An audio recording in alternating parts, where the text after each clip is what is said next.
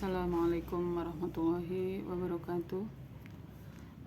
Baiklah, perkenalkan nama saya Yulianti, mahasiswa PJJ-PAI UIN Cyber Syekh Nurjati Cirebon, akan menjawab soal UAS untuk mata pelajaran literasi digital kitab kuning.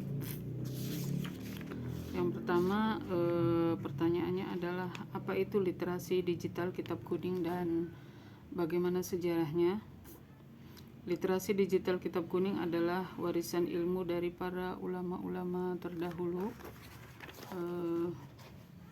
yang materinya masih relevan hingga saat ini, dan kajian-kajiannya juga perlu dipahami tidak hanya secara tekstual tetapi juga bisa dipahami secara kontekstual. Sejarah kitab kuning pertama adalah masa klasik sekitar abad ke-7 hingga abad ke-14 Masehi.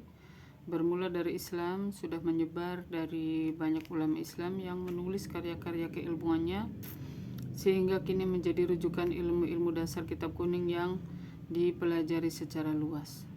Kemudian yang kedua, periode pendidikan tradisional abad ke-14 sampai ke-20 Masehi. Pada masa periode ini, lembaga pendidikan Islam tradisional mulai bermunculan dan menjadi wadah kurikulum pendidikan di lembaga-lembaga tersebut.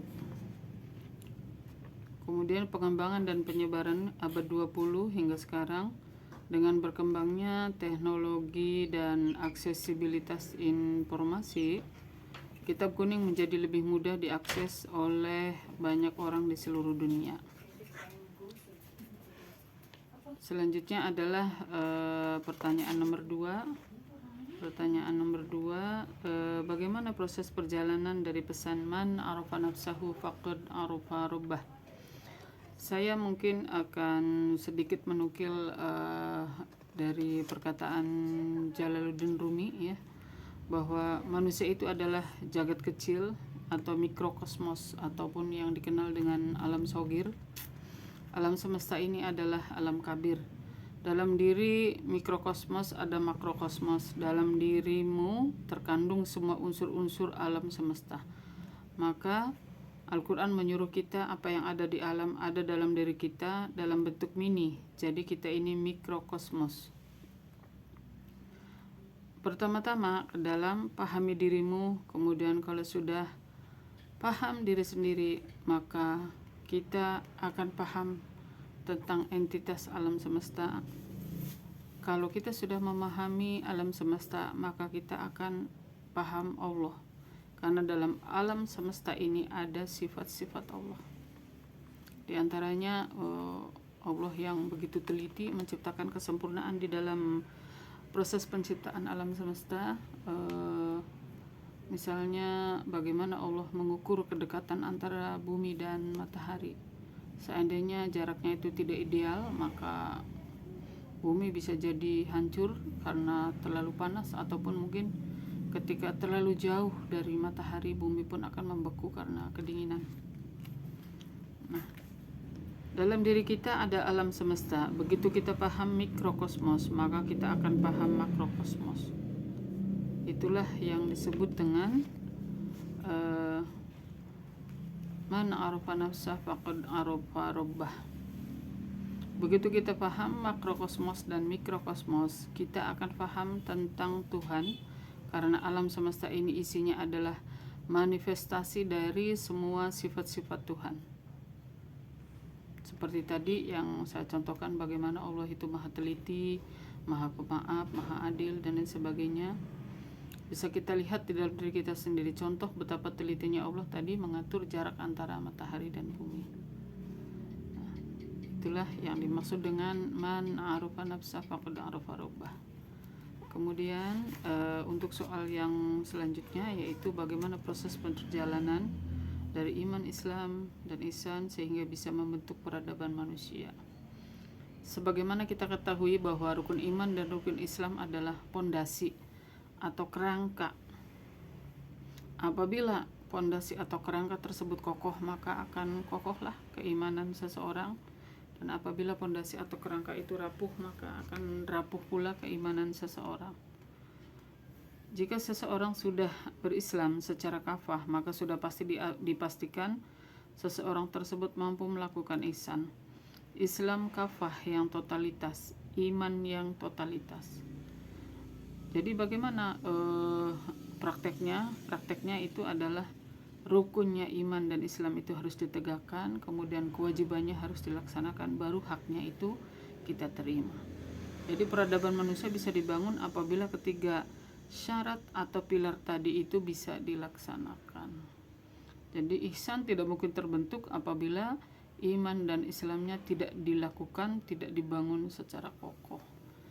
Begitupun sebaliknya, apabila iman dan Islam tadi dibangun secara kokoh, pondasinya cukup kuat, maka sudah pasti orang tersebut bisa melakukan ihsan. Seperti itu, makanya proses ihsan ini adalah bisa membentuk peradaban manusia. Karena orang yang iman dan Islamnya kafah tidak mungkin akan melakukan sesuatu yang di luar, melakukan sesuatu yang dilarang oleh Allah Subhanahu wa taala. Kemudian yang nomor 4, salat yang bagaimanakah yang bisa mencegah manusia dari perbuatan keji dan mungkar? Salat yang khusyuk yaitu salat yang didirikan karena kesadaran akan butuhnya kita pada Sang Khalik, Sang pemilik kehidupan, Sang pemberi rahmat. Salat yang dibangun atas dasar kepasrahan pada Sang pemilik takdir, bukan salat yang dijalankan karena sebuah ritual keagamaan. Fisik kita salat, hati dan jiwa kita juga salat. Hidup kita selalu diliputi khauf dan rojanya Allah Subhanahu wa taala. Khauf artinya adalah takut akan murka dan siksanya Allah, tapi di samping itu kita juga jangan pernah berputus asa dengan cinta, rahmat dan pertolongan dari Allah Subhanahu wa taala. Itulah salat yang seperti itu yang bisa menjauhkan kita dari perbuatan keji dan mungkar. Kemudian soal yang kelima, apa pengertian dari akhlak dan adab? Bukankah Rasulullah diutus oleh Allah Subhanahu wa taala untuk menyempurnakan akhlak? Apa katanya antara akhlak dan adab? Apa kaitannya antara akhlak dan adab dan bagaimana ruang lingkup keduanya? Pengertian akhlak adalah sifat atau karakter yang melekat pada diri seseorang yang mencerminkan perilaku yang baik atau buruk. Adab itu adalah tata cara, etika dalam berinteraksi dengan orang lain.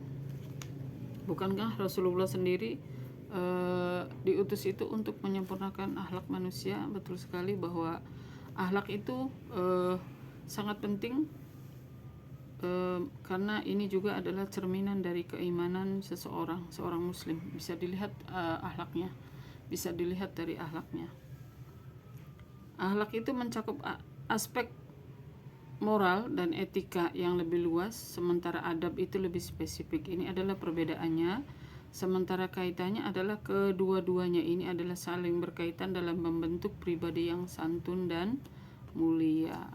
Itulah tadi jawaban saya atas soal UAS Literasi Digital Kitab Kuning. Mudah-mudahan bisa dipahami dan sesuai dengan apa yang diharapkan oleh soal tadi. Saya jawabnya tidak melenceng. Terima kasih Ibu dosen. Itu tadi jawaban dari saya. Wabillahi taufiq wal hidayah. Wassalamualaikum warahmatullahi wabarakatuh.